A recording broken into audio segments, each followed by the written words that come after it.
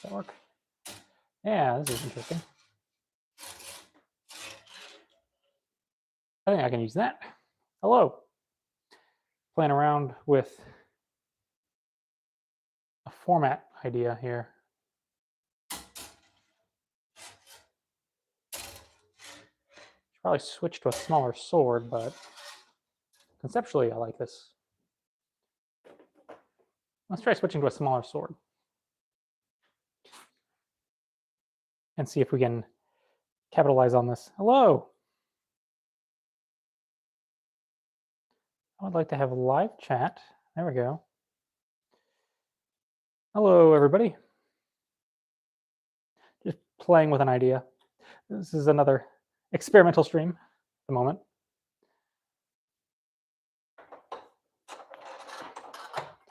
Now I'm switching to, let's switch to, yeah, we'll switch to this. See if that suits us better.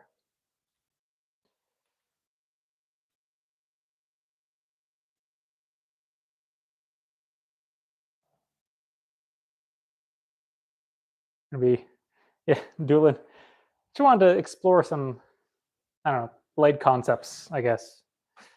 Let's see. Before I make a fool of myself,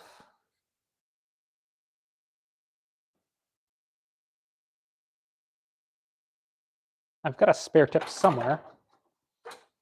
Where is it? Get to it eventually, right? There we go.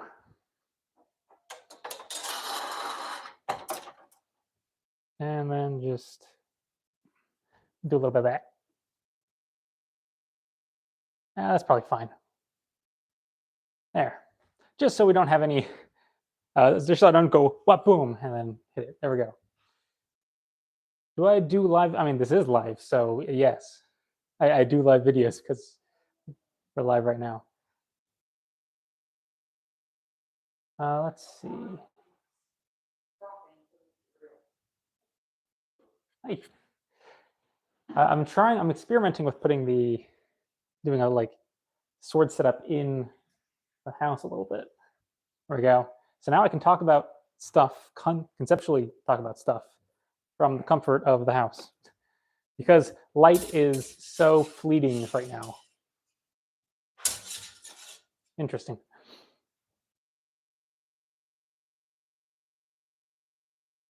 Let's see, just playing with the settings here. Do I collect watches at all? A little bit. I wouldn't consider myself a watch collector. Oh, I think I've overdone this. It'll work. I'll just put that up for now. I think I'm getting a sword. What kind of sword? I do think I need to tighten that one up a little bit. Hello. So the way I generally do these is I just kind of like open the door to whatever questions people have and just try to do a little Q&A as much as I can.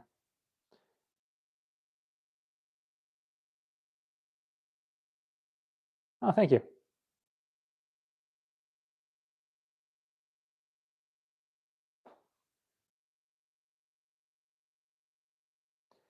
Let's see. Recommend a good place to get a first sword. Plays against two swords simultaneously. Here it is, the reenactment. So I don't actually really like technically do reenactment. I've got a like a 1570s outfit that I'll wear to Ren fairs and stuff, but I don't do dedicated reenactment. Let's see. Someone was asking recommendations for swords. Are you looking for a sharp sword or a practice sword? Because that's kind of an important distinction. As far as doing two swords, defending against two swords, don't have room for that really, unfortunately. I'm doing a video on that later though, because someone was asking how do you defend against the two swords cutting at different levels. The short answer is you pull one leg back and you parry the other one, kind of the short answer, because if they're going for your leg, you can generally avoid hits to the leg just by pulling the leg away. So if they're doing 2 strikes, 1 higher, 1 down to the leg, you would parry and withdraw a leg. But not really enough room for that.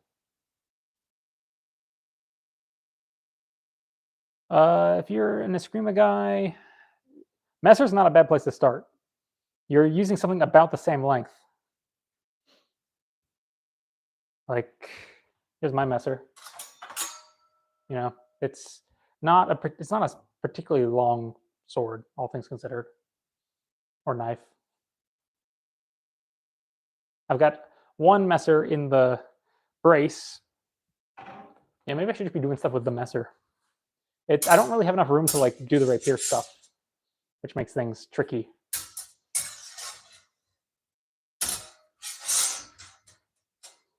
I'm playing around with the idea of making those overbinds happen. Ooh, almost popped it out of the brace. That overbind was too strong. There we go. Maybe that will be a bit better. Yeah.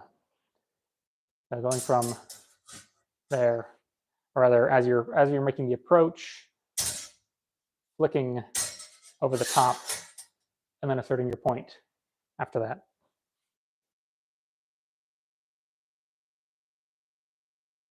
Where do I get well-priced ties and tie clips? I don't know. A lot of my, like, I'm at the stage where the new ties I get are all just people giving me ties, so I don't actually know where they end up getting them from. A lot of my ties came from thrift stores, though, and I've just been wearing the same tie clip for years. I don't know how much I paid for this. I'm a guy who generally just gets like 1 kind of accessory that he really likes and then sticks with it. So I only have a handful of watches and like 2 tie clips.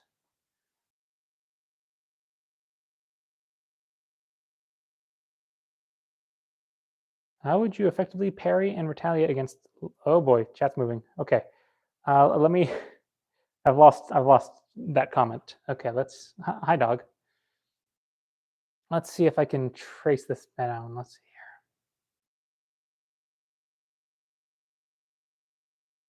Cut and thrust swords. Do I prefer a sword that's more cutty or more thrusty? I probably favor the thrusting sword between the 2. I'd probably go for a thrusting sword. What's the difference between a longsword and a broadsword? It depends on how you define the words. So for a long time, when people referred to broadswords, they were talking about longswords. Then sometimes they weren't talking about longswords, and it gets really confusing. It's broadsword and longsword. Longsword's pretty clear nowadays. Broadsword's really fuzzy, because sometimes people talk about longswords when they say broadswords. Sometimes they talk about, just like some people will call this a broadsword. It wouldn't be unreasonable to call this Katzbalger a broadsword, because it is definitely broad. So it gets, broadswords I find not to be a particularly useful term, honestly. But if we're talking about sort of what it gets used for now, which is a family of basket-hilted swords that are basically like just very normal, I guess, if you want average. Let's go with very average straight-bladed swords. They're broad relative to rapiers, but they're not very broad, historically speaking. Like in the scope of things, they're very normal swords.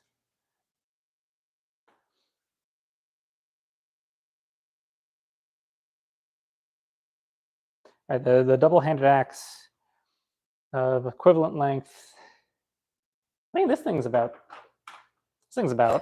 All right, I still have to fix that. Never mind, that's a bad idea. That one's just gonna hurt me. Let's see. Double-handed axe. This thing's about the right size for what we're dealing with here. Yeah, this is about longsword length. Yeah, so the defensive actions you could do. It depends on kind of like how you're squared up with it, right? Let's see. There's always, you could potentially parry between the hands and work in there. Let's say, presumably they haven't gotten too close to you yet, and you're still leading. You've got some catching options there. That's one of the really interesting things you've got if you're using an axe, is you do have the ability to hook and move things that way. I've found that actually catching on the leading face, I suppose, of whatever it is you're using can be very effective. I do this sort of bracing against swords all the time with my halberds when I'm sparring with those.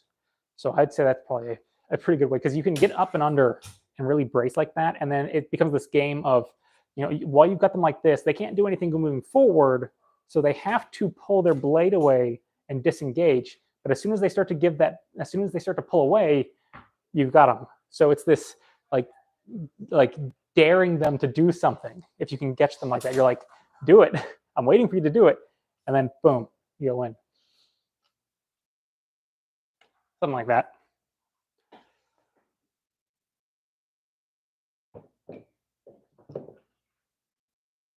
That'll do. Whoop.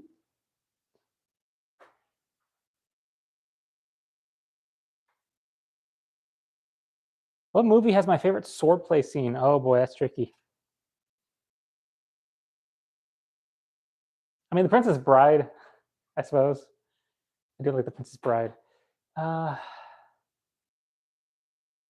Princess Bride. Gosh, there's one I'm thinking. I think of like my top movies. So like I'm gonna like subdivide between like my favorite movies for the swordplay itself and my favorite movies for the I just like the scene. Princess Bride, I just like the scene. Zorro, I just like the scene. Pretty much anything from Zorro, I really like. It's a good fun. A lot of Pirates of the Caribbean stuff is really fun. Like just a wonderful choreography and interlocking of the music, choreography, and the set design. The fight between Will Turner and Jack Sparrow in the smithy is really good. I really like that one. As far as accuracy stuff, there is the Deluge and the Duelists that are both very fun. I especially like them because they portray an experienced fencer versus an inexperienced fencer, and you get to see that interplay of the two. I know that one thing I really like in the Deluge is that the experienced fencer, there's this fun little touch that he gets bored during the fight, and so he's just kind of playing around with the guy, and they're having some exchanges, and he takes him seriously at first because he doesn't know what he's actually up against. But then once he's got the measure of the guy, he just starts to get bored, and there's this part where I think he's got like his hand almost like in his, not in his pocket, but he's got it like hooked. I think he's got his hand hooked on his pants like this, and he's in guard, and he's waiting, and he just kind of like looks like grumpy, and then he starts to do this with his hand. He just starts to drum his fingers because he's just that fed up with this fight. He's like, "What? I'm done." It's a great fight scene. And then he cracks him on the head. The guy's like, show me mercy, or stop embarrassing me, just finish me off. And the guy, he just goes boom, like one shot. That's all it took. He was messing with him the entire time.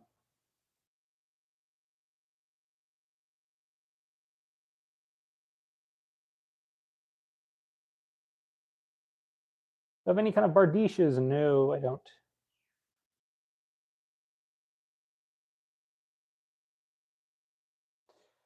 I do a lot of my sword shopping through Cult of Athena, enough so that I've gotten an affiliate link for them. So if you go through my links, you can get there. I really like their stock, so that's why I got the affiliate link with them, just because I shop from them so much. I'm like, I'm just driving traffic their way anyways. I might as well get an affiliate link for it.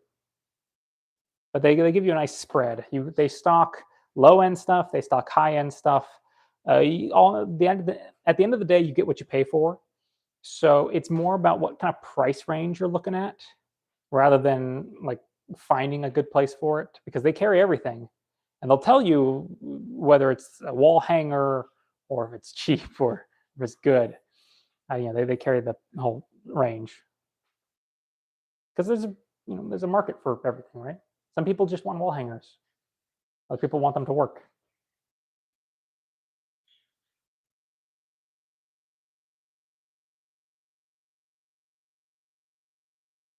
What kind of fashion do I go after with lapels? The kind of fashion I go after is whatever catches my eye at the thrift store. This jacket was thrifted.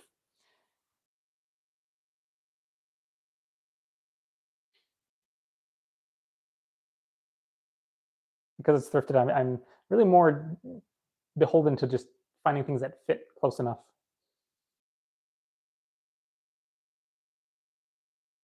What's the name of the one in the background above him, second to the bottom? That would be my bill hook or roncone or whatever else you want to call it. It's my personal favorite pole arm. There you go. That one was custom made. The rest of them are all available online and stuff, but that bill hook was custom made.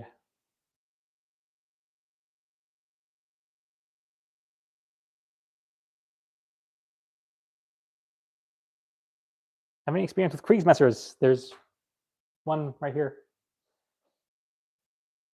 Any thoughts on sparring with them? They're on the list of things that I would really like to get a sparring sort of, but I just haven't been able to justify it because it's at the end of the day, when it comes to sparring with a Kriegsmesser, it's basically a longsword, and there's not enough of a difference between sparring with a longsword and sparring with a Kriegsmesser for me to justify buying it. Plus, when you're sparring, your grip gets chewed up really, really bad. Let's see. Here's my like nightmare scenario. Look, that happens when you're sparring to your grips, and when you have a cord wrap and stuff, the cord wrap will get frayed and everything. You can replace the wrap, but if you just have a bare wood handle and that gets chewed up, then that's just kind of it until you replace the scales. And it's fine on something like this messer where I have the wood scales, but my hand covers them. Nothing ever actually hits the wood.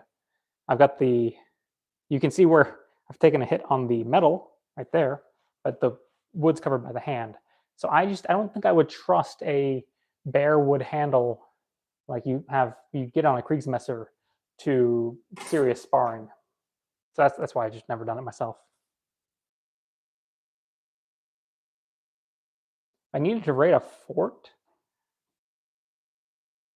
Well, I'll take the musket for one. I mean, might as well open up, right? I've got the musket. You can, especially if they don't have guns, then yeah, definitely taking the musket.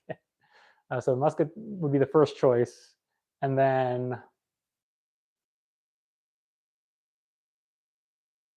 probably the Kriegsmesser as a sidearm, just from the stuff that I actually have.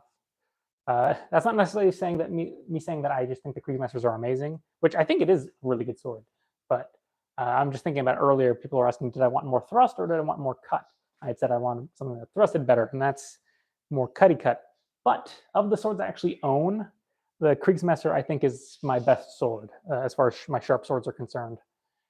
So that'd be my first choice.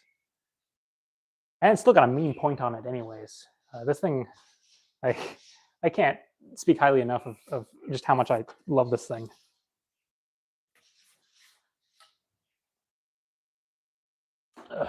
Yeah, like I would have no issue swinging this around in one hand, and it still has more than enough of a point. So, yeah, that'd be the sidearm of choice for me.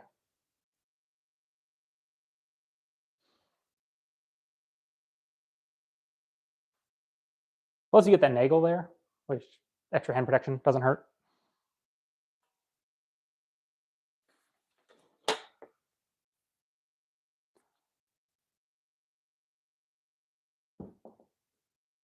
There we go. That's down. And then probably my run cone would be managing the musket, run cone, and messer probably would be kind of sort of the options. It'd be a pain to carry the two, but I'm thinking more of the musket just being the one and done situation, and then you keep going. I do not have a sword breaker dagger. I'm not aware of them, especially among knights. I don't see there being too much reason for them to use them. They're very specialized for sort of rapier dueling. They leave a lot to be desired for any other use. They certainly don't have much armor penetrating potential. The knightly dagger of choice is sort of quintessentially the rondelle, which is basically just a big spike with a handle. This one's blunted, but you get the idea. It's just, imagine if this tapered into an actual point. That's going to go through stuff. Nice and stout.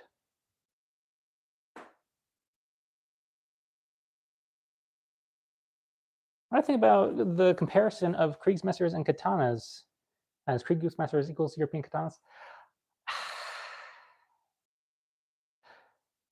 I mean, having handled at least reproductions of both, they're very different swords in actual behavior. I don't know how. I don't really know exactly how representative that one is of historical specs on some, but that one feels so nimble. And I don't know about the katanas that I've got, but this one has a much closer balance to the hand. Those messers, you feel how or the katanas I've got, you can really feel how much blade they have and how little weight they have in the handle, which is really weird for someone who comes from long swords. Because with long swords, you have a big honking pommel on the back. You have weight back here that you're used to having, and it counterbalances the rest of the sword. But you switch over to,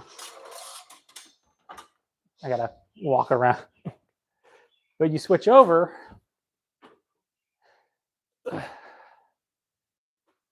to a katana, and all of a sudden,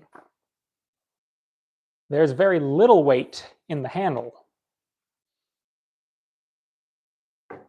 So there's very little weight back here. All the weight is up here. And it leads to a really, really blade present handling.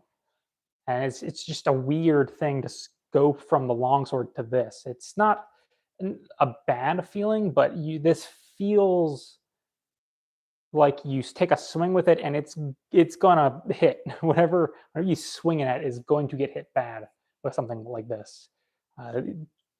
I totally understand why these things are such fearsome cutters, and you just, as soon as you pick one up and you're holding it and it's just alive in your hand, you're like, yeah, I see why. This thing's mean. Like, if I needed to hack through a door, I would take this over the longsword any day. Like, I feel like this thing I could just sit there and chop.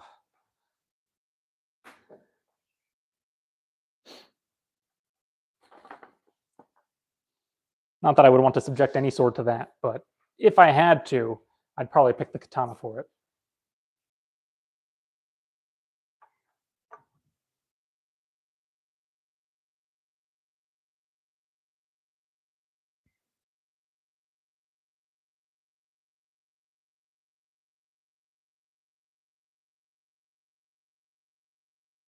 Yeah, I'm trying to kind of pick my way through the comments. There are way more comments than I can actually get to, so I'm just trying to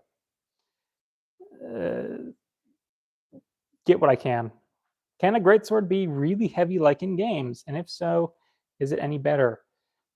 Making it really heavy like in games is probably just a bad idea. I think there are some parade swords that would probably qualify, but anything that was meant to actually be used would be in a much lighter category than your video game sword thing.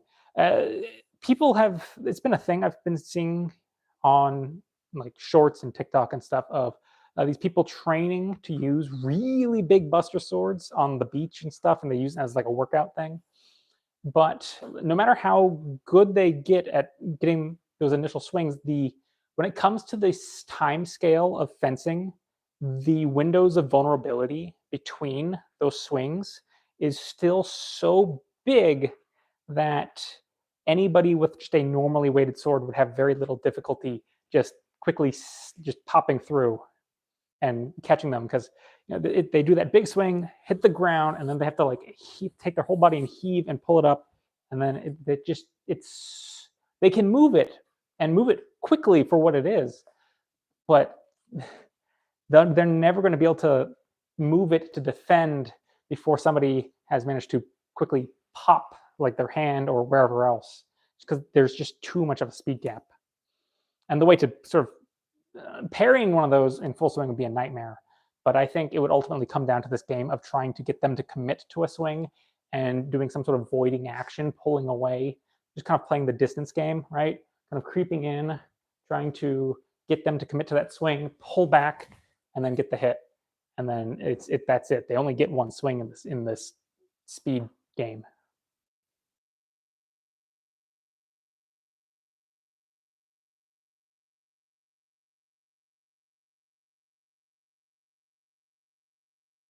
Why were swords always depicted by the hands of knights or nobility, while most normal people around those times could get a sword moderately easily? Just because, so the further you go along in history, the more democratized sword ownership gets. With sort of the heyday, as far as I understand, the heyday of democratized sword ownership being something in like the Renaissance, and then it starts to become more niche again. So like you start in the Middle Ages, or let's just start in the Middle Ages. Obviously, swords happened before the Middle Ages, but let's just start, right? So as you get through the Middle Ages, it becomes easier and easier and easier and easier to get your hands on a sword. And then we get a huge peak of sword usage and ownership by whomever. Sword ownership is basically a requirement for citizenship in certain cities. So like that's the kind of like the base level. Like if you're a citizen of the city, you should own a sword, is like the baseline we're creeping our way into come Renaissance. And then the fact that we now have a large armed populace means that they can cause a lot of trouble when they don't like the people in charge. So then you have this like counter push of like, oh shoot, we've overshot. They have too many weapons. Take the weapons away quick. And so then you see the sword ownership start to like go back the other way. And then it becomes more and more a thing of the well-to-do who have a dog in honor and duels and stuff as you move along. But it's not like an immediate like whoop boom kind of. It's just and there's some ripples along the line. Time is messy.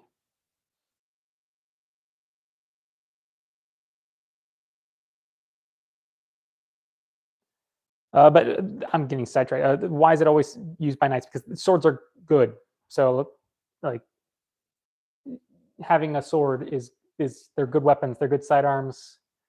If you're a knight, you're probably going to have a sword somewhere. Probably several swords in your ownership. You might switch them out depending on what you're doing.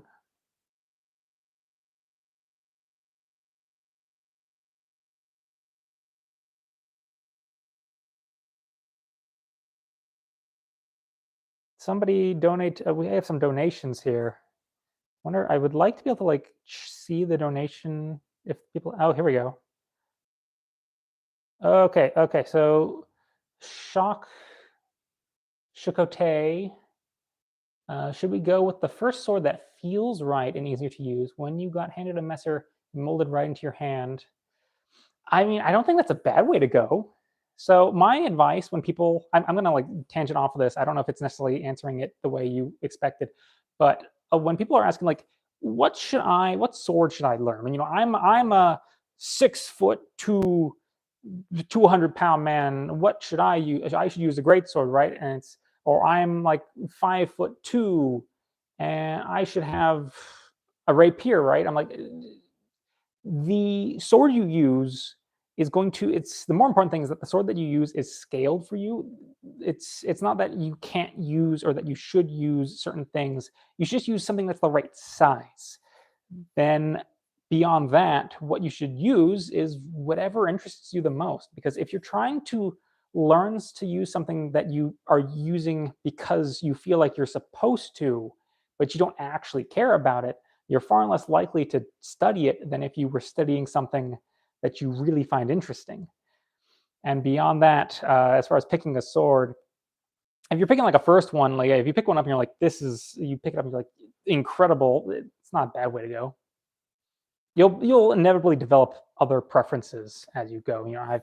I've picked things up and now I go back to them. I'm like, oh, I hate this. My preferences have changed. Let's see. Thank you, Rodriguez, Jay Rodriguez. Thank you. Oh, cool. So I can actually, that's wonderful. I wish I'd done that. I hope you two were still in here. I didn't realize I can like pull up those and see them and still not lose my place in chat because I didn't want to lose my place in chat. But thank you.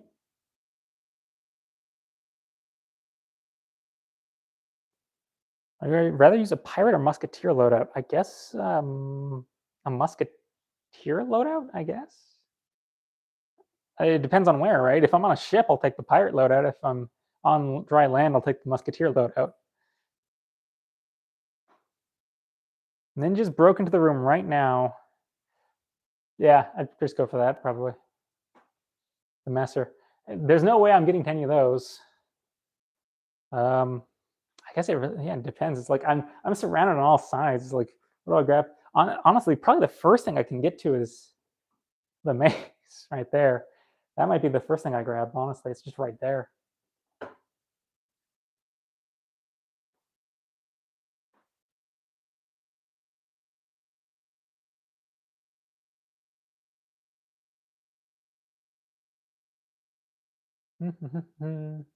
What is my favorite sword that would probably be unwieldy and impractical if real? Chain swords. Boom. That, I was sitting there, I'm like, chain sword. It's chain sword. Chain swords are cool. They don't work. Like, there's no way to like rationalize chain swords. I know people try, but if you like really sit down and think about it, like they don't work. But that's okay. They're cool. I like them.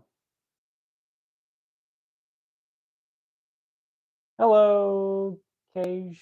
Cage. Cage. Will I ever go full beard? No, because I can't. I would love to, but no, I can't. Doesn't happen. Maybe one of these days I'll find out that I can, but at present, no, I cannot. It just doesn't connect. Right about here, no hair. Hair, I got hair, no hair, hair, no hair. Makes me sad. I always told myself once I go gray and wrinkly and stuff, and you start getting the little like the thing going on down there, I was like, beard. That's always been my game plan. The best I can do, I would say, to think about it, I can do like a Pedro Pascal. That's the best I can do. That's all I can get you.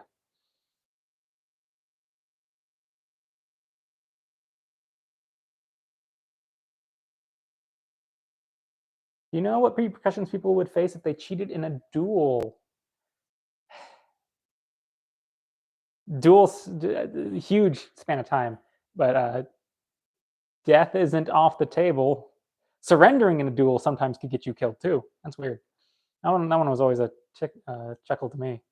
It's like, why would you surrender? I don't know. Talhofer, I believe, has a sequence of events that ends in somebody surrendering in a duel to the death, and in doing so, they're put to death. I always found that like it's one of those like what's going through their head, right? You're in a fight to the death, and you should like I guess you get to live a little bit longer.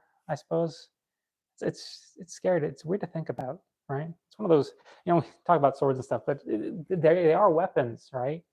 At the end of the day, they get used to unalive. So yeah, I want to think about. The more I've dug into swords, the more interested I've become in the civic use of swords, which is not itself an inherently lethal prospect.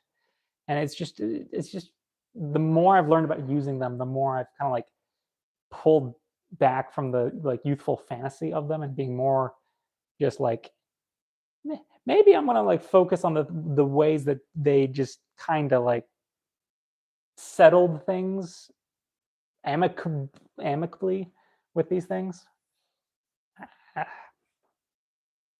Because sometimes all you need to do is just give them a little like on the top of the head, and that's it. Fight settled. They're done. They're like, okay, I got it. I got the point. That hurt. I'm going to go now. Bye. That's more the sort of fencing I'm gotten interested in these days. I do know that they took a lot of precautions about cheating, though. That cheating is a very real concern. So cheating, I like how I like go to read new comments and I circle right back because I see the question again. But yeah, cheating is a genuine concern in a lot of dueling stuff. So there's the classic, letting somebody inspect the weapons, or the challenged gets to pick the weapon. Like the challenger brings the weapons, the challenge picks the weapon, all that kind of stuff. There's some judicial duel stuff where they are literally sewn into like onesies so that you can't smuggle anything into the ring.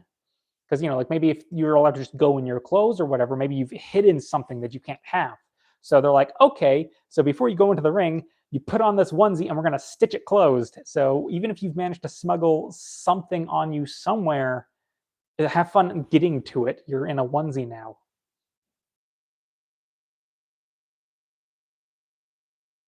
Oh, and there's also advice on sneaking, and there's advice on cheating too. I know Meyer has a like weird nesting doll dagger that he recommends you to bring to a duel. And he mentions like make sure you don't let them get a good look at it. Like you're going to this duel and you're allowed to have a dagger. I suggest this cool nesting doll dagger that just has like all these stacked blades, and you like shank one, you pull it out, and then you can shank the next one and you pull it out, and you're just leaving all these pins in them. Yeah, he recommends this nesting doll dagger, and he says, make sure they don't see it.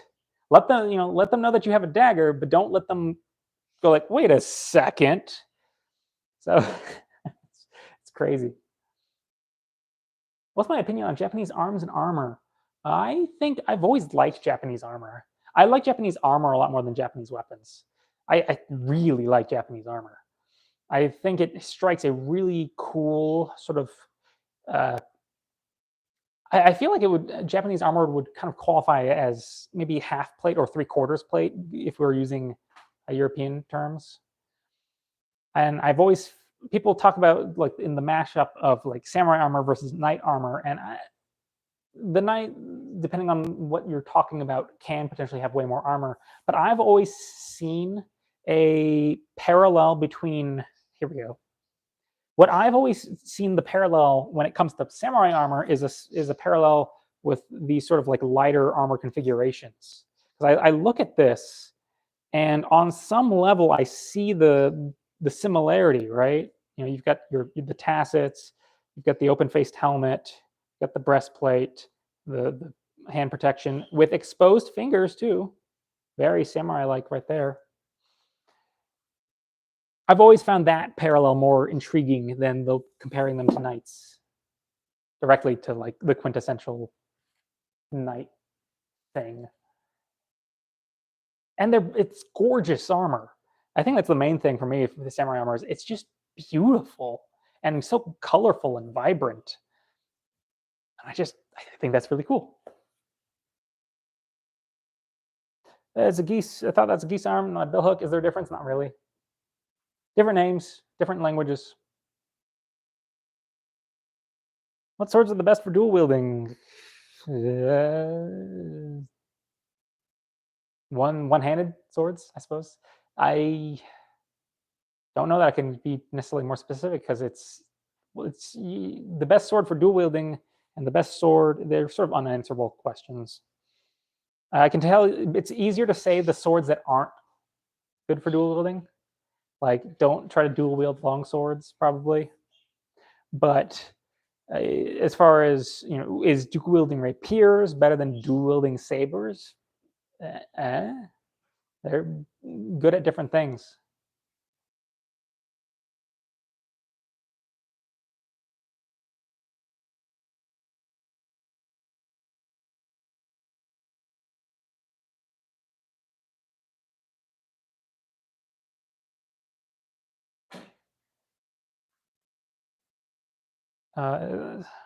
Is it odd to not be able to use a longsword over a one-handed sword? I seem faster with a thrusting sword. I'm not sure what you mean by that. If I can get back around to it, if you clarify, I'd be interested. Would I consider cutlasses to be inferior to back swords?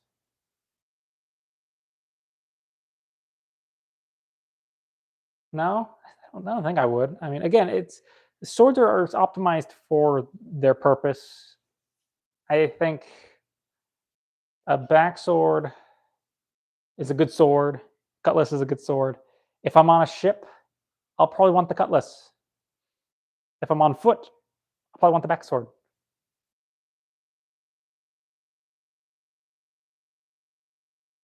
Is there a clear modern term for a two-handed falchion? Not that I know of.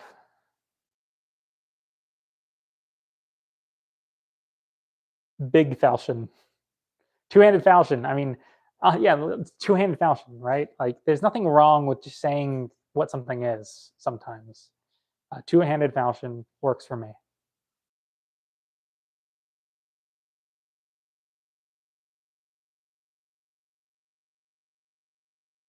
I need to get a haircut. My bangs are finally at that point. They're getting a little pesky.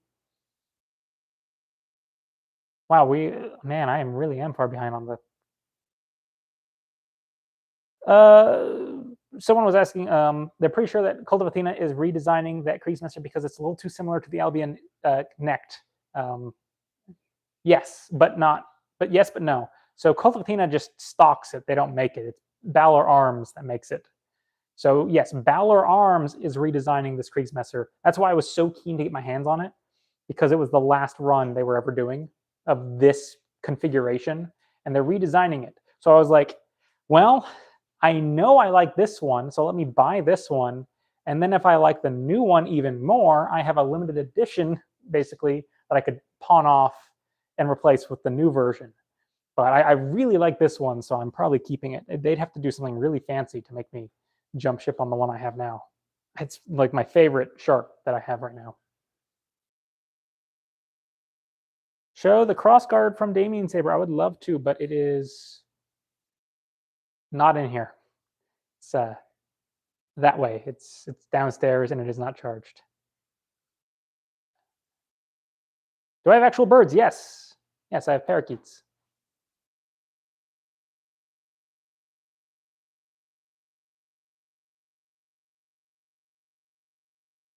Yes, so someone made a really good observation about when I was comparing the katana and the Kriegsmesser. The Kriegsmesser is much thinner and it has a lot more flex than the katana. That katana's stock stiff. That Kriegsmesser has some wibble wobble to it, and that's not a bad wibble wobble necessarily. I mean, again, different swords, different attributes. Wibble wobble's fine. Stiff is fine. Different perks. Wibble wobble is going to be a little bit trickier on the cut because you have to deal with the fact that it's kind of you're going to have some vibration in the blade as you cut with it. But on the plus side, it means that it's way less likely to bend. Like it'll bend and then it'll come back. You bend that katana, it stays bent. It's if you pass the threshold, that thing's done. That thing will probably snap back.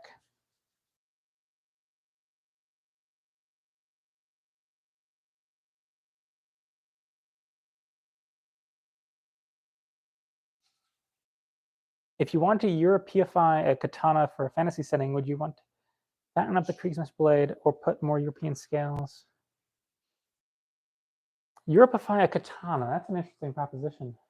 I think what I'd do if I would just make it into a Katzbalger. Like I would put like a Katzbalger furniture like this onto the katana blade, because then you can still get the kind of like Suba-esque vibe, but it's distinctly European.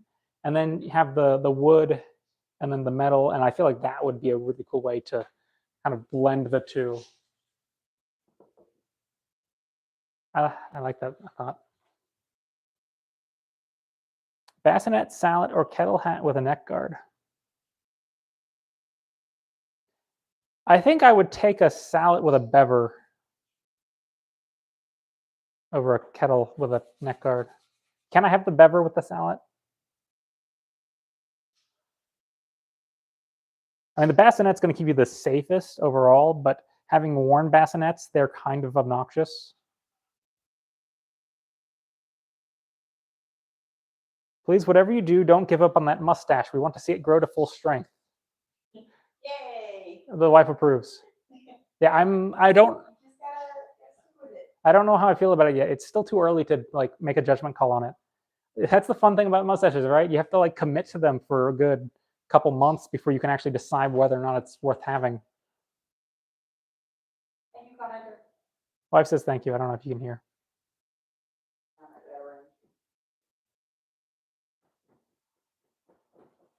Do I think I could ever fight and medieval battle? One of my choice and survive. If I get to choose the battle, then probably, because I can just pick one that's a decisive victory and pick this, right? If I get to pick all the conditions, I'll just pick one that's a decisive victory and pick the winning side, and then I don't know, hide somewhere.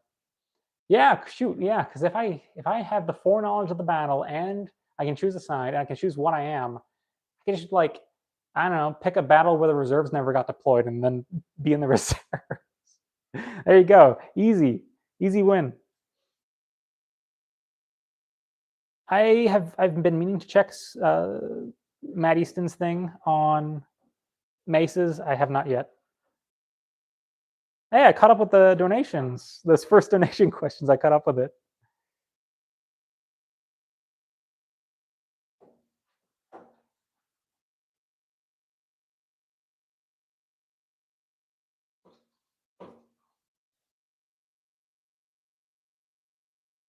Yes, that is a sword right in front of the camera. I've set it up here for demonstrations, but I got totally sidetracked. It's not sharp, by the way. It's training sword.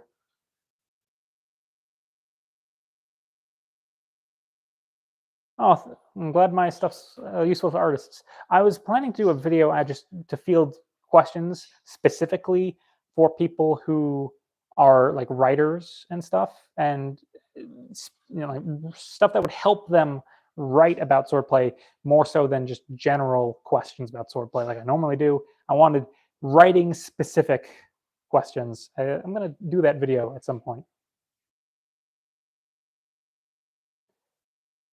Okay, I'm going to try to like zoom a little bit.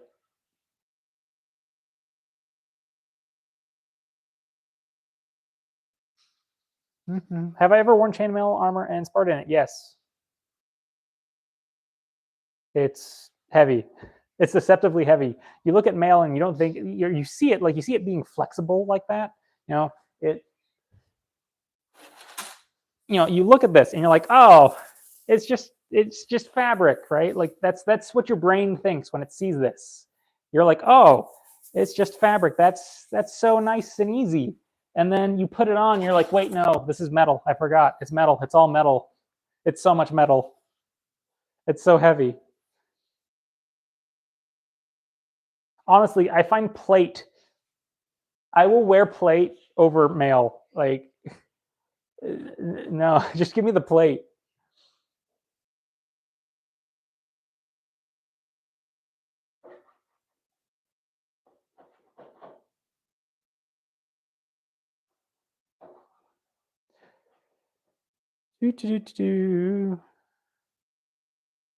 What type of machete would I have for self-defense? Can I say this?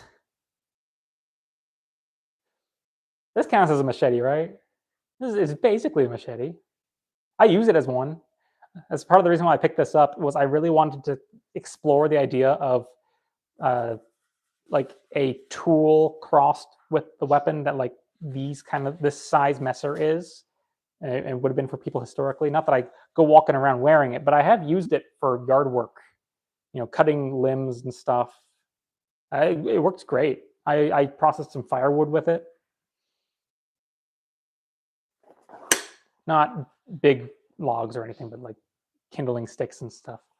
Not even kindling sticks, I guess. Just like branches. Process the branches.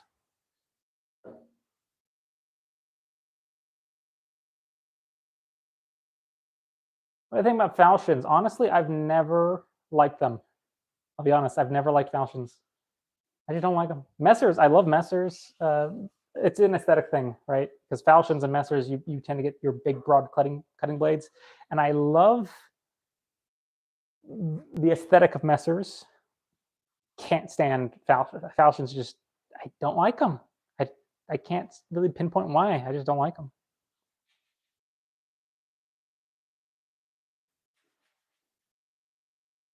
I think comparing the two, a falchion and a messer, is one better than the other? No, I think they're just two answers to the same question. Micro needle to grow a beard. I'm not that dedicated to getting the beard. Try to embrace what nature gave me.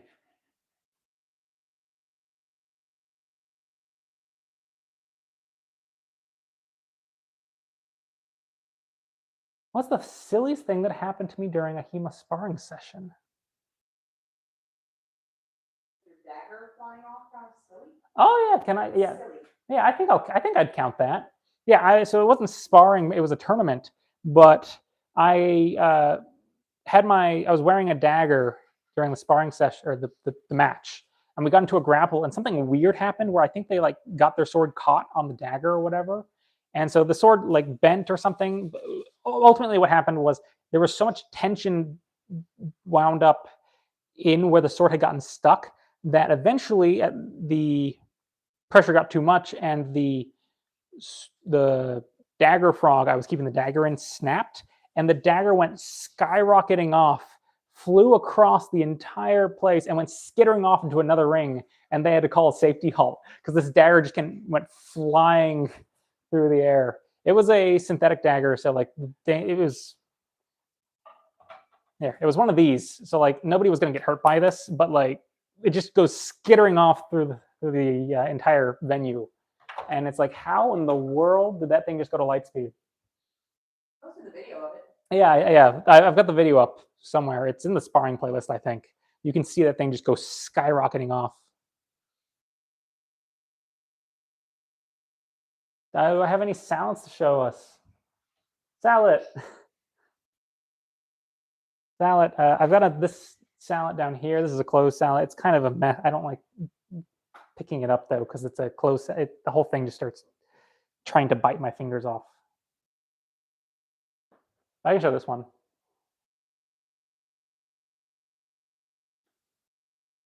Salad. I love salads.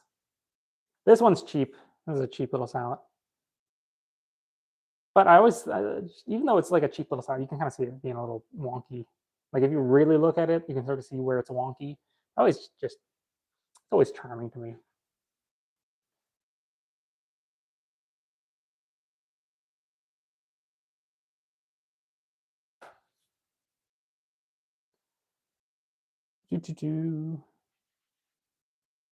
Can you see any similarities between half sword and bayonet fighting? So many similarities. Yeah, so many similarities. Uh, I've watched some World War II era bayonet instructional videos, and the thing that stuck out to me about those is they likened it to boxing. That's the framework that they used. So they talked about. Mm, I'm trying to like mitigate my oiling here. Okay, so synthetic sword. Okay, so they talked about like thinking about like jab. You know, you've got your quick jab, like jab with the point, and they've got crossing and hooking with the pommel or with the butt stroke. And so the idea of translating that to fighting with a half sword, it's almost one to one. It's all about those kind of like maneuvers, giving those quick jabs, placing. Now, if your objective is dealing with armor, that's different. I think there are other considerations when it comes to trying to defeat armor with one of these, which is not like jabbing at somebody with a half sword isn't going to achieve a whole lot. It's going to be one of those like uh, get it into a plate and like brace it or whatever, right? So getting placement and then couching it and like driving in with your body, or getting like maybe like placement on like a hip or something, getting positive contact on your body so you can use the full strength of your body and not just rely on your arms, because getting through that is not easy. Even though mail is vulnerable to being penetrated with something pointy enough, it's still not necessarily easy to get through. So you will generally want to secure it and really drive it in to break the links. But if we're not talking about armor at all, then yeah, I'd say half swording and bayonet fighting, very similar considerations.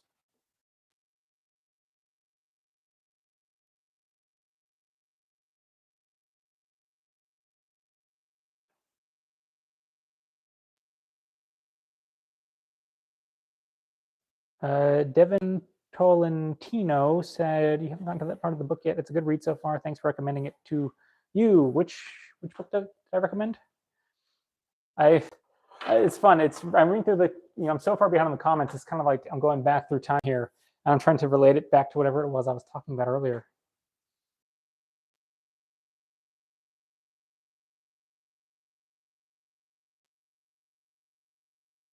A handlebar? I don't think I'd go handlebar.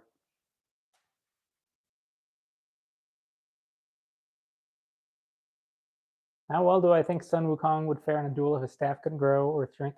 I mean, considering he's basically just a god, like fine, probably. I don't think he needs it to grow or shrink, unless it's like super tiny, like he shrank it before the fight starts, and he's got like a little like toothpick, and now he has to fight with a toothpick. That might be a problem for him.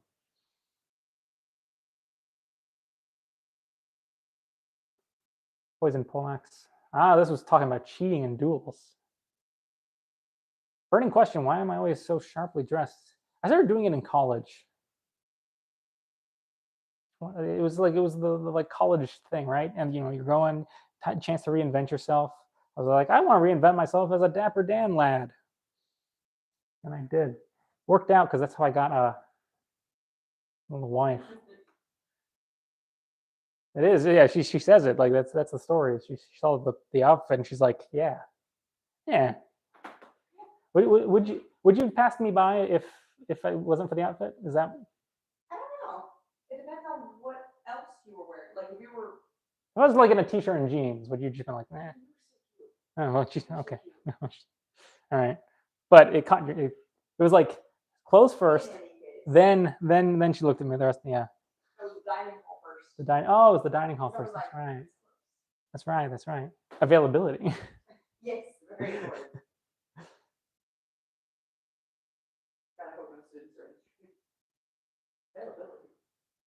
Historical instances of cutting blade in poison. That's something I've been meaning to do a video on for a long time. It's not something I know a lot about.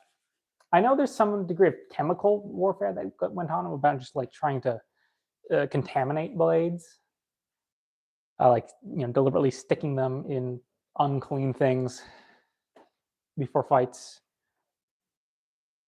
But there's also a certain element of just trying to keep your sword nice, and then also just like passively contaminating them, right? If you're an archer and you've stuck some arrows in the ground, just keep them handy. Well, now you're shooting dirty arrows into people. It's this like intersect of, do I want to contaminate my blade or do I want to protect my blade? Because if you go and mug up your blade, you don't want to go put that in your scabbard. That's nasty.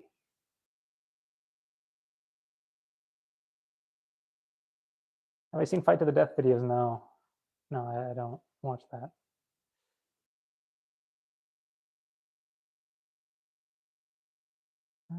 Half sword of Kinstrife.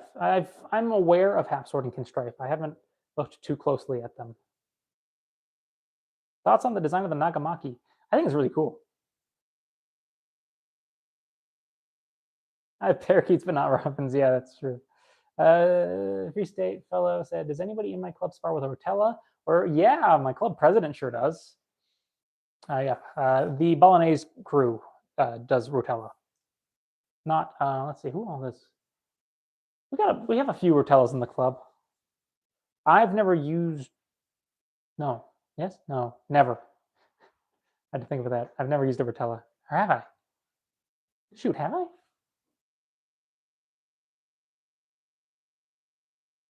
Maybe I have.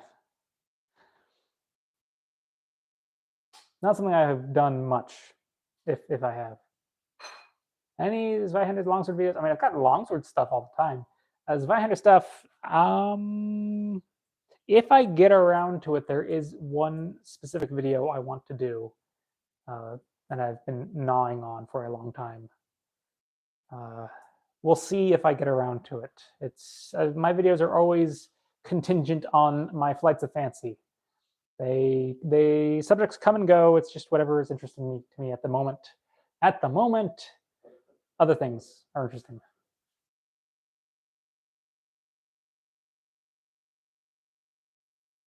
How do I feel about physics-based medieval comic games? I like where they're going. They just have to get past being so clumsy. They're really, really clumsy. And I think that's the threshold. Physics-based brawling works great when it's like what's it called? Gang beasts, right? Or party animals. It's funny. Physics-based is goofy. It's great. But until they are able to tighten it up to where it doesn't look so goofy, it's sort of a miss for me when it comes to the swordplay. But I like, but you know, these games have to walk for other ones to run. So I like the direction they're heading. I mean, you could use the buckler with whatever you wanted, sure. I've seen there are manuscripts where they're using bucklers with longswords, not necessarily like two-handing, but longswords that they're willing to use in one hand with the buckler. With, I guess, the assumption being that you can ditch the buckler and go to two hands or whatever. Or try to use it in two hands with the buckler. That's kind of janky, but, you know, maybe. If I could have one shield for my entire life, what would it be?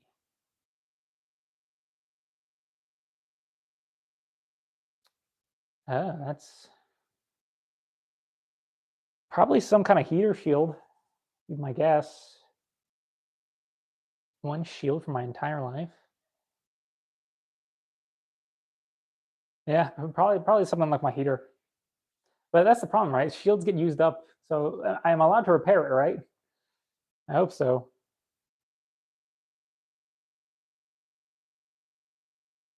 Seki Sensei has a video on using a katana sheath in a fight. Do we have anything similar in European martial arts? Yeah, we do. Meyer, no. Fiore definitely does. I'm trying to find a good culprit here. Yeah, this will do, I guess. I was trying to be lazy, but this will do. All right, Fiore. Fiore's longsword stuff is fun. He has some assorted stuff. It's generally, when Fiore's doing his longsword stuff, the presumption is that it's being carried by hand. So he's just got it, which is not an unreasonable thing to expect. Longswords can, you know, especially if it's a longsword, these things can kind of get all up in the way. So somebody carrying it by hand wouldn't be weird. It's not like he's looking for a fight because he's carrying it just in his hand. It's just an easy way to carry it. You know, maybe you're carrying it on a shoulder or something or whatever. So one of his things is he's been assailed. He's carrying it. Somebody assails him with a dagger. He quickly comes up and he parries, or he does something with the scabbard, right? Intercepts the blow, and then he hooks and he pulls as he's drawing. And so he uses the scabbard as a means to control the dagger as he draws the blade. There's some other ones of quickly thrusting the scabbard. So, you know, So you've been assaulted, boom, and you thrust the scabbard into their face, and then you draw the sword behind the scabbard. There are, I don't know the source per se, but I know there are some fencing manuals later with respect to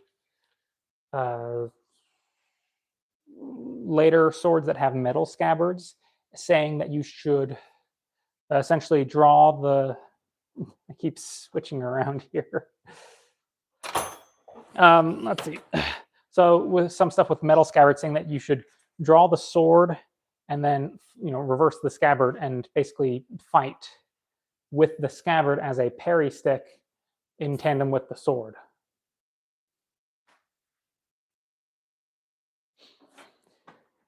Ooh.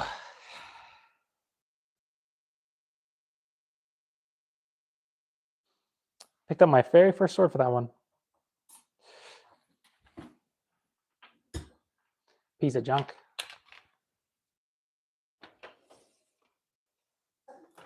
I do love my piece of junk. Doesn't make it not a piece of junk.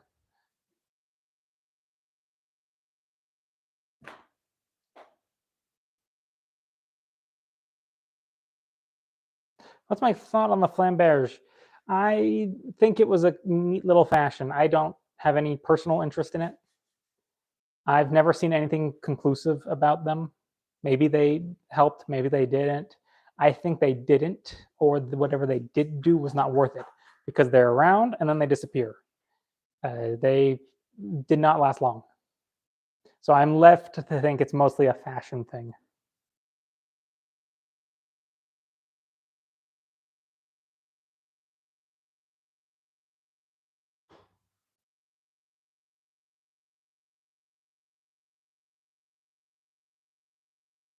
What I say is the most important thing for a beginner HEMA fencer to know when starting out.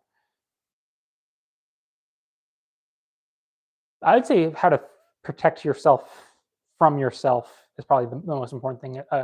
Developing good body mechanics is the gift that will keep on giving. Don't skimp on your body mechanics. Always be thinking about them, being mindful of if your knee is not in alignment with your foot. These are things that if you make the mistake early on and you don't fix them, they will eventually become increasingly bigger problems to try to fix down the line. So not knowing how to do anything with the sword is fine. Just focus on making sure you protect your body from yourself. I recommend getting my pole arms. Every single pole arm I have, with the exclusion of the bill hook, you can get on Cult of Athena. So that's where I buy most of them.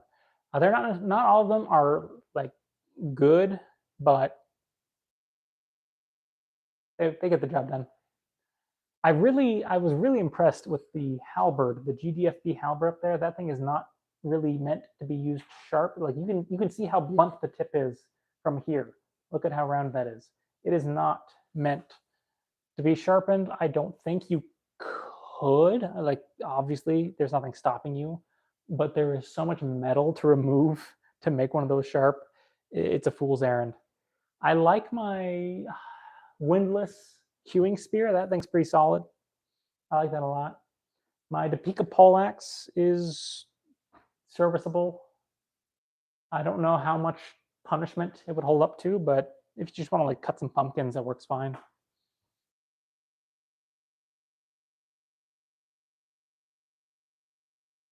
If you want really good pole arms, you're generally constrained to private smithies. They're not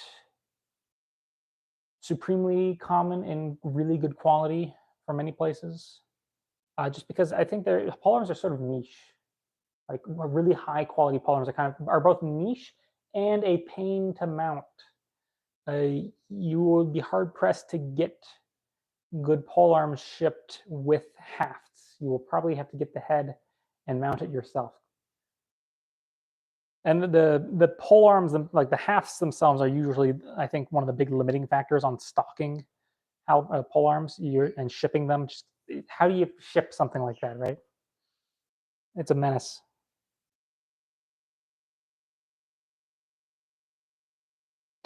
Useful to yard work, and do I think there's any validity to the Kriegsmesser being developed by knife guilds and were not categorized as proper swords? I think so Cutlers also made swords. Like they like.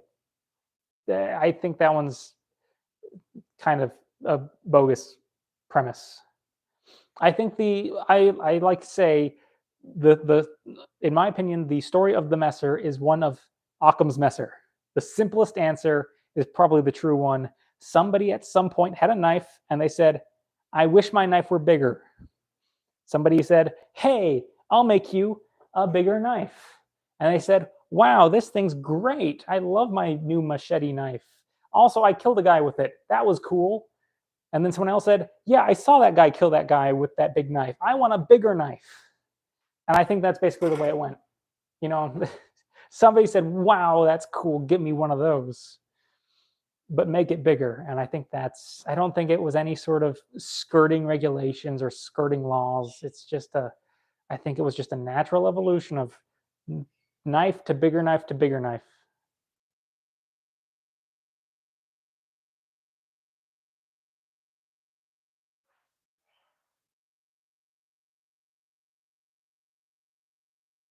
Ooh, this is actually a fun question. In my fantasy story, they use bulletproof plate armor and swords alongside pre-World War I firearms. How would a longsword versus bayonet fight look? Ooh, depends. So one thing to bear in mind is bayoneted firearms are not the hand-to-hand equals of similarly sized spears. They're heavy. They're really heavy. Like we spend a lot of great length. I think that's one of those weird like misses. Everybody seems to think that like swords and pole arms and all these things are much heavier than they actually are when they're really much lighter. But I think people in the reverse, people think muskets with bayonets are somehow lighter than they really are. It's weird. That musket is heavy. Thing is, like, sure, you can like pick it up and aim it, and yeah, I'm like, you can like thrust back and forth with it, sure. But it is, we're back to the same thing with the Buster Sword, is that there is so much mass to a musket that it's just this big, heavy, ponderous thing to try to swing around. It's not. It will get danced around by a spear, no doubt. Not to the point where like I don't think the bayonet would be held defenseless by any means, but they're going to be working so much harder to maneuver their point than somebody with a spear or, in your case here, a longsword. Now, what that does mean is they have a ridiculous amount of mass. So whenever they do thrust with their bayonet, there is that much more mass to displace from the sword, which I think isn't necessarily a complete balancing back out. I think the speed advantage outweighs the mass advantage, but it's not. I think the mass, the resistance to being displaced would even it up more than just exclusively being a detriment. I'm not sure. I haven't tried to like really smooth my. I also don't have a bayonet for it yet, but maybe at some point when I do get a bayonet on my musket, I might try to drill through some of the bayonet plays. But yeah, my gut instinct of just handling a musket is that it would work, but I wouldn't want, like, if you gave me the choice between an unloaded bayoneted musket and a spear, I will take the spear every time.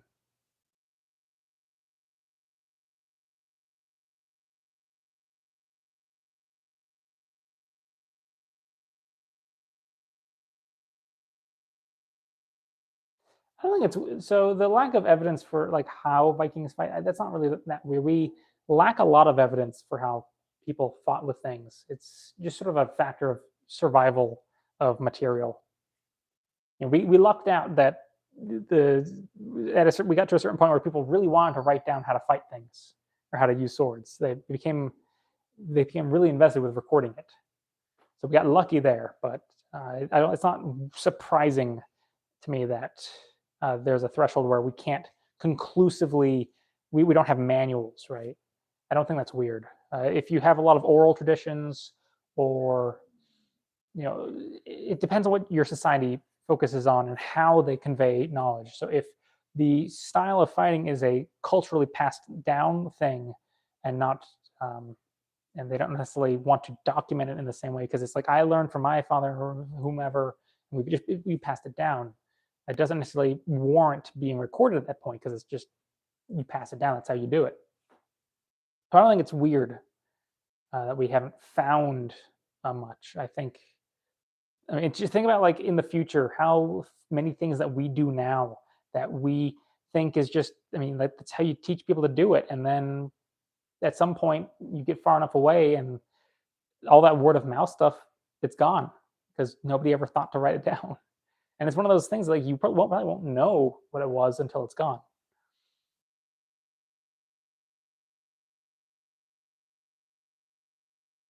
I tell you about the Sazabi Verkai. Do I intend on building more Gunplas? Oh, I've been going for an hour and 15 minutes. That's actually about at my threshold. So I'm Jack Wynn. If you are still in here, I would love to show you my Gunpla. I will end the stream showing off my Gunpla if you're still here. If you're not still here, that's unfortunate. Maybe you'll come back and watch this later when it goes on recorded. So for everybody in here, that'll be the last thing I do. I'm gonna try to, like, zoom. I have no idea how far behind I am. Oh, in a lot of modern artworks of Longsconnect, they have these big floofy hats on. Is it a legit historical article of clothing? Yes. If so, was it ever worn in combat or replaced by a more normal helmet? I believe they were at least carried into combat. They turn up in a lot of artwork in battles, them having the hats. That does not mean that they weren't wearing helmets. Sometimes they were actually just wearing, like, a full helmet and no hat. Other times there is a, do I actually, let's see. I don't think I have easy access to it, but sometimes it's a really close fitting hat or helmet, and they put the hat on over top the helmet. That's another thing you sometimes see. Or they're wearing a helmet and they've got the hat kind of thrown off the back, or maybe they're an unlucky sap and they don't have a helmet, so they're just wearing the hat. Or so on, or maybe they're not wearing a hat at all. Yeah, so grab bag.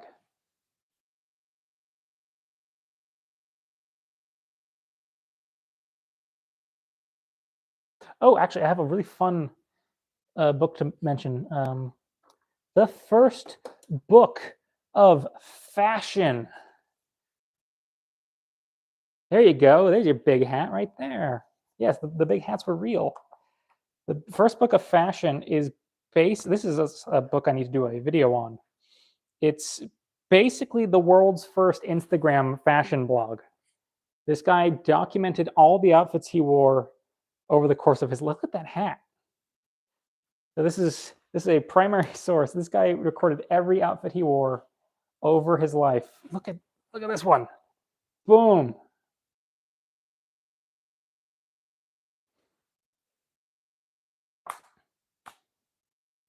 Including when he got old. Oh yeah, this one's fun. This one, he was pretty old here, and he's got sweet wings on his helmet. Look at that. Really fashionable. There's one where he has, let's see if I can, while I'm on this tangent, I really want to find this picture of him when he's younger and in armor, because I think that helps get the idea across of the sort of thing you might expect. Well, when was he wearing it? Did I go too far? I think I've gone too far. He looks too young here. Yeah, let me at least angle this so you can, like, glimpse the pages I'm going through as I do this.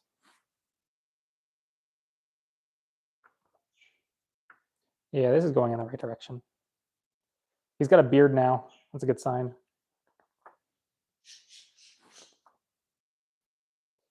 Well, shoot, now we're back to him being old again. I hope I haven't gone too far. Oh, here we go. I found it. Here you go. Right there. Fancy hat, helmet. So his page is wearing his helmet, and I think this is just the cutest little picture. So he's marching off to muster. So this isn't him going to war. This is just, what's the caption again?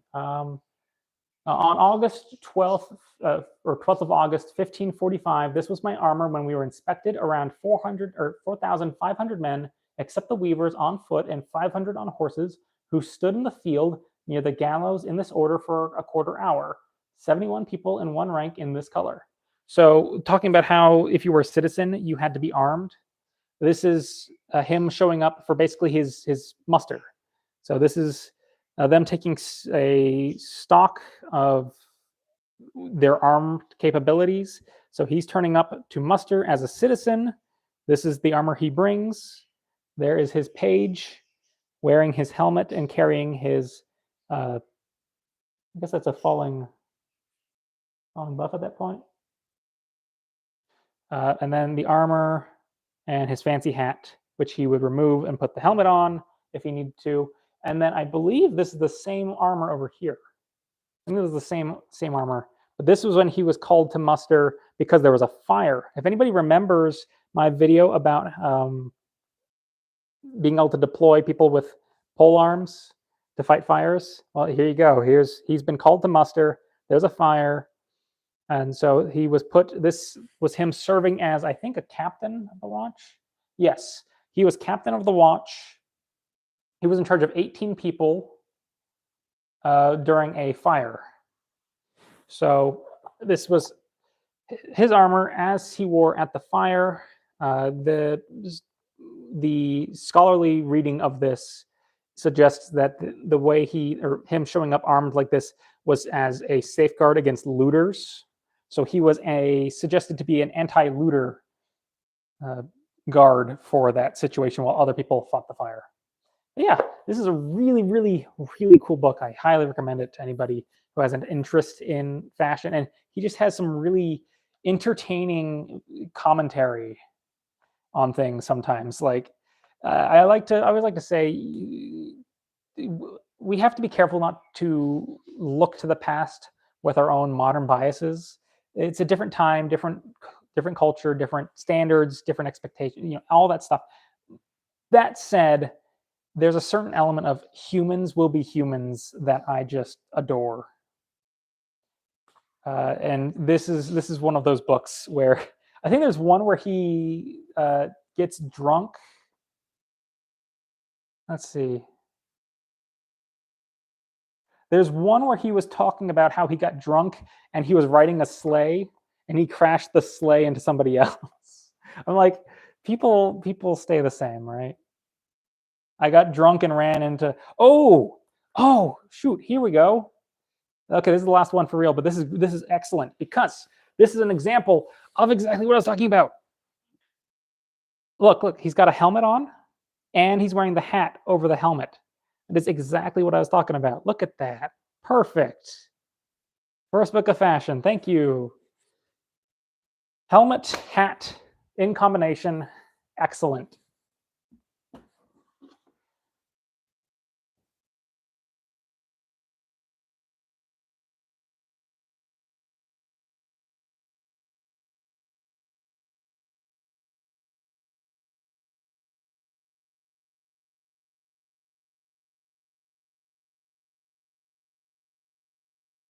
Oh, yes, Myers Out of Combat. That's what I recommended. The book. Man, I really am realizing how. Yeah, so I just wanted to find an excuse to bring this out. This is my facsimile-ish because it's been translated. This is my facsimile. This is like my own little personal HEMA Bible right here. This book has a place of honor on my stand. I love this thing. Oh, it's just I gotta get around the sword somehow. Ugh. There we go. It's just a beautiful, beautiful book.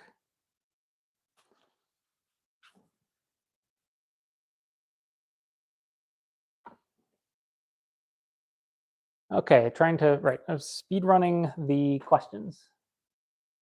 Yes, I have played Chivalry 2. It's one of the better realistic-ish sword fighting games as far as what you can do in it. I like it. It's good.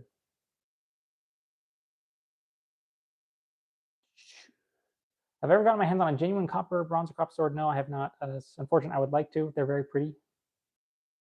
Moving along quickly. Where would I recommend a guy start dressing in a more dapper manner? Flea market or flea market? No, thrift stores are good. I think sort of my own personal adventure here is it's something you cultivate. So first, start off. The number one thing is to find out how to find clothes that fit you. Like figure out what what would fit you, and then go looking for that. I think that's your very first step, because if you find clothes that don't really fit you, you're gonna be uncomfortable, and it's not gonna look good on you. And I think that's the number one hurdle, is that people complain like, "Oh, I hate being choked by my shirt collar." I'm like, if your shirt collar is choking you, it's too tight.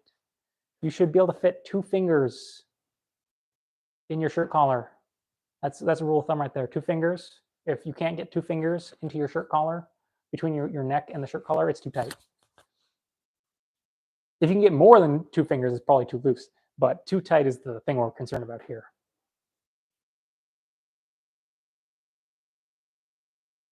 Likewise, if you have this isn't necessarily the best fit. I thrifted it. It's a little snug in the midsection. You generally want to avoid. Here, I'm going to exaggerate it. You generally want to avoid this cross here. If you can get it to lay flat, that's always good to look for. Sometimes, again, I thrift, right? So sometimes I like a jacket enough that I'm willing to, especially this one, I'm not overly concerned about this, because usually when I get a sports jacket, I wear it open. So I don't tend to worry about that. You generally want to look for not having a big old rumple. If you have a rumple right there, then it's not, it's too big for you. You want like a nice, ideally you want a nice smooth slope off the shoulder. Sleeves, yeah, the sleeves here are kind of okay. The sleeve length is actually kind of one of those personal choices. Some people like to have more cuff showing, and some people don't really want cuff showing. That goes in and out of fashion. The general consensus is typically you want something that shows a bit of cuff.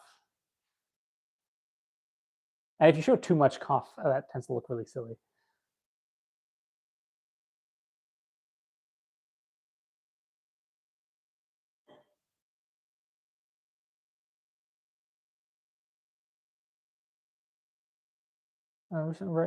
Read something about how they use the crossbows in the place of bucklers during retreat, like blocking with a crossbow, like using the crossbows to like the bow of the crossbow to parry stuff.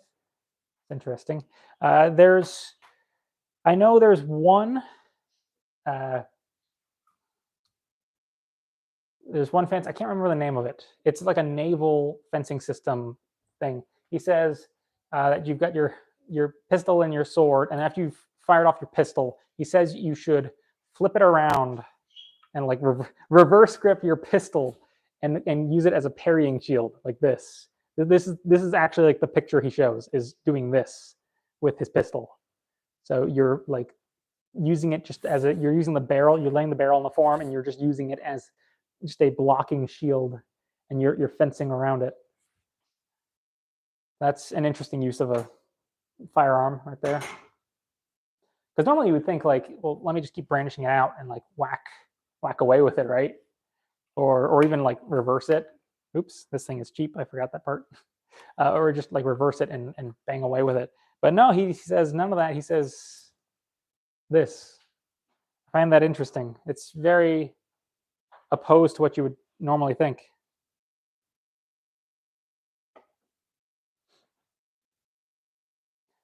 Doing quickly. Oh, I got back to the shield. If I compare it with trash, it's trashed. I don't know. Maybe the Rotella then. Talking about circle back to the question about if I could only have one shield forever. Maybe I'd take the Rotella then. It's metal.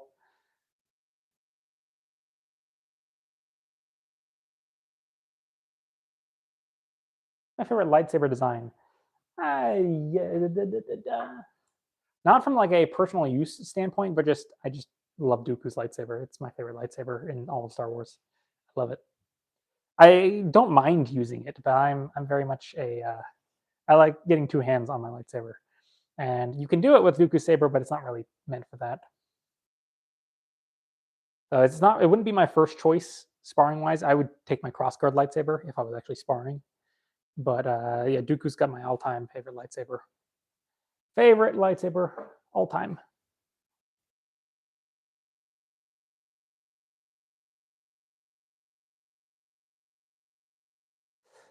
Ooh, how long would a sword last over the course of a use? That's a hard thing to pin down because it depends entirely on how much it actually gets used. A sword lives a sword lives most of its life in its scabbard. The you are most likely to be using other arms before you draw your sword. You know, you're like a spear or a bow, crossbow, a lance, a poleaxe, whatever. Like those are the things you're most likely to actually use. Uh, if you've got a sword out, something has happened to make you not do that anymore, or you're acting in some sort of capacity where maybe you're directing. I've one of my club mates, Kurt Holtfetter, uh, great guy, has a book.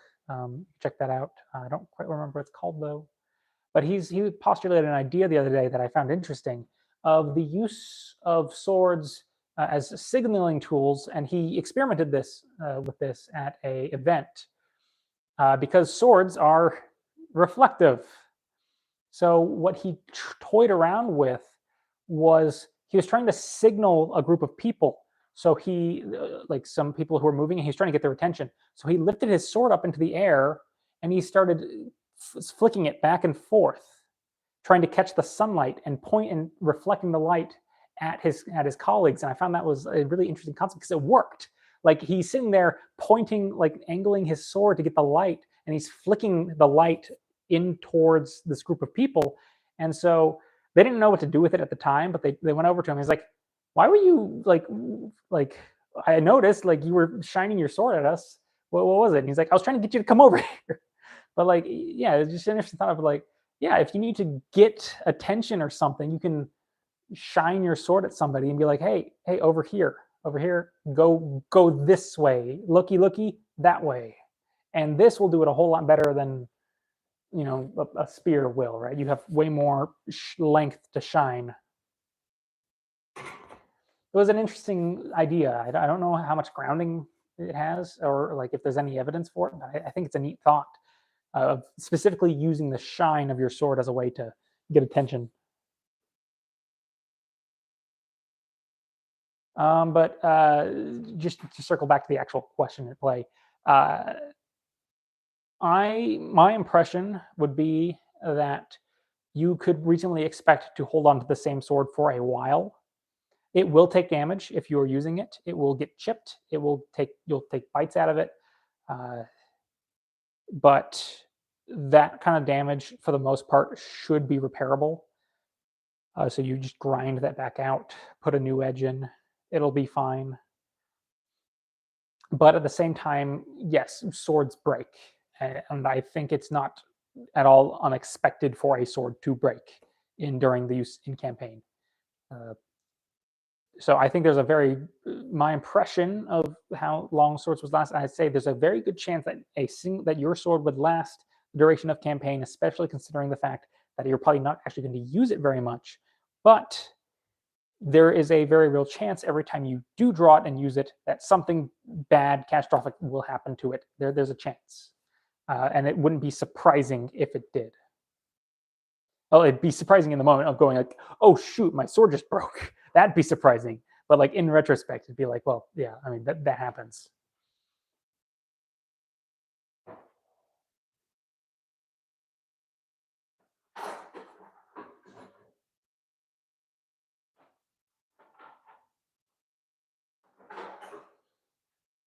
How do you stop people from grabbing your blade?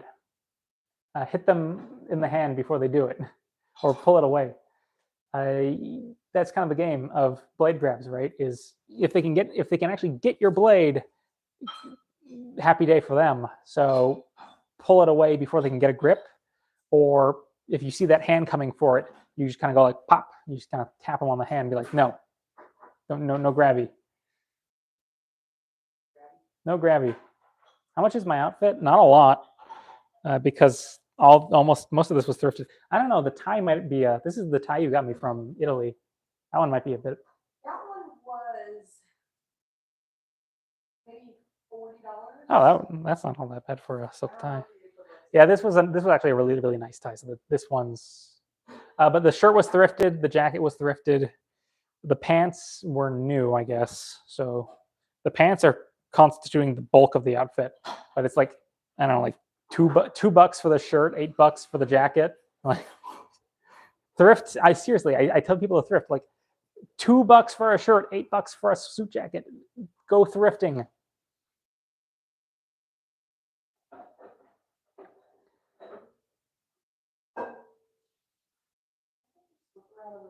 Oh yes. I keep forgetting about that. All right, I need to actually like stop reading the how. Okay, someone asked about. I'm going to apologize to anybody I missed. I see the pattern. I recognize the pattern cavalry. I am going to just start to zoom to catch back up. How far am I? Oh my gosh, I was never going to catch up. Okay, I apologize to everybody who asked questions after the patent saber. I officially stopped reading questions after the patent saber, but I'm going to do the patent. I'm going to show the patent saber, and then I'm going to show if the person who was asking about the gunpla is still here. I'm going to show the gunpla, and then we're going to wrap it up there. Okay? Yeah. Patent saber. I am borrowing this. It's not mine. This is a 1913 model 1913, made in model 1913, made in 1913, serial number 5142. Patent saber. This thing's cool. This thing's really cool. This thing's awesome. I just love having it. It's big. This is a big sword. Woo! It is as long as my longsword. It's a serious blade.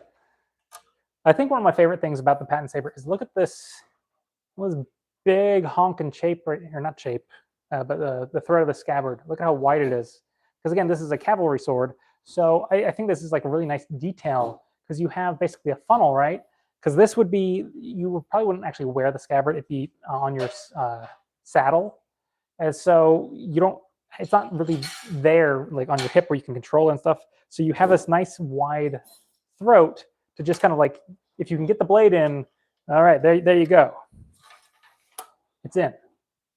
Really kind of makes it idiot proof. But then it has this really cool, when it's actually on, look at how it seals up with the guard. Because again, you don't want rain getting in there or anything, but like, look at how nicely look at the fit of the scabbard against the guard. I think this is like right here is my favorite thing about this entire sword. I think that's really cool.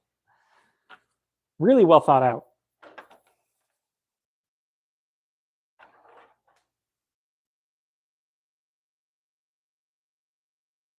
Yes, there are historical instances of dual wielding.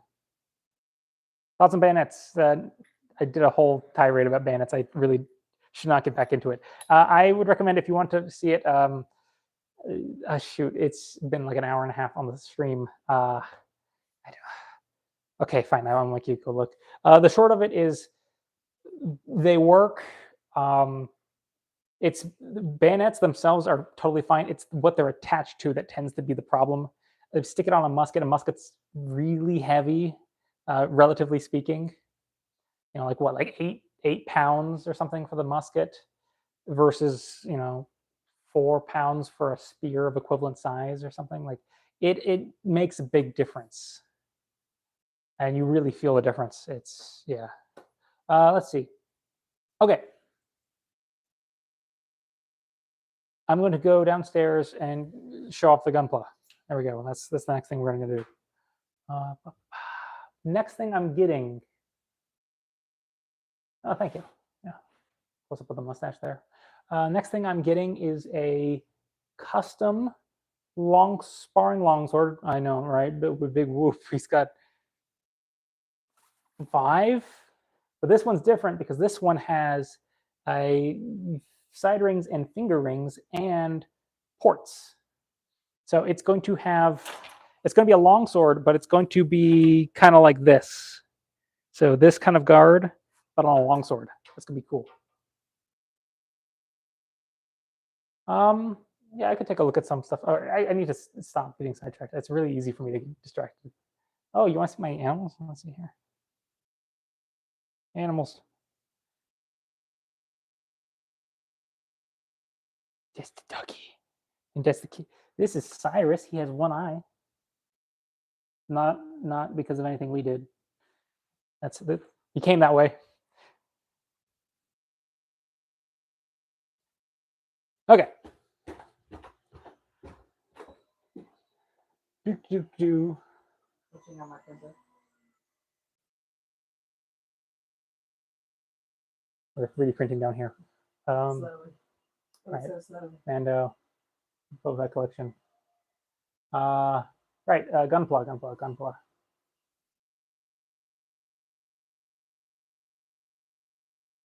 There we go. Yeah, so this is my Gunpla.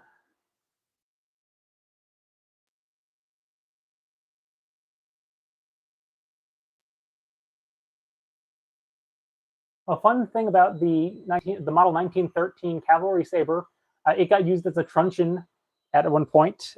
Patton wrote about it, I believe. There was some sort of protest or riot or something, and the cavalry got deployed as riot police, and they had the M1913s with them, and they used the flat of them to just kind of like whack at people. And they just use the sword as a truncheon. Yeah. So yeah, my bionicle up there too.